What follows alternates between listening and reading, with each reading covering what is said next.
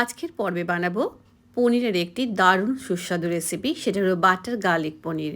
এটা তৈরি করতে একেবারে কম সময় লাগে এবং খেতে লাগে দুর্দান্ত। আর এটাকে পরিবেশন করব হার্ব রাইসের সাথে।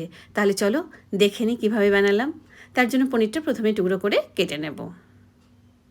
এটাকে ম্যারিনেট করব নুন, গোলমরিচ গুঁড়ো, লেবুর রস আর আদা বাটার সাথে।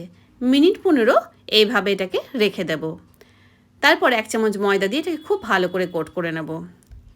কড়াইতে রিফাইন তেল গরম করে এগুলোকে ভেজে আমি তুলে নেব।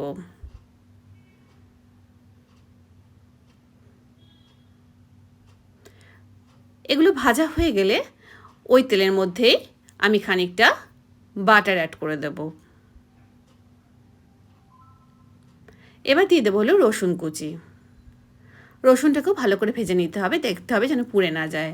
দেবো চিলি ফ্লেক্স, গোলমরিচ গুঁড়ো, অরিগানো। এবার দিয়ে দিলাম 1 চামচ মতো ময়দা,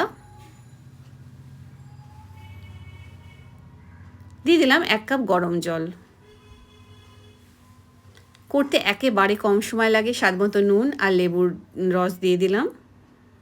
এবার ভেজে রাখা পনিরের টুকরোগুলো এর মধ্যে দিয়ে মিশিয়ে নেব। নামানোর ঠিক আগের মুহূর্তে দিয়ে দেবো হলো ধনেপাতা কুচি।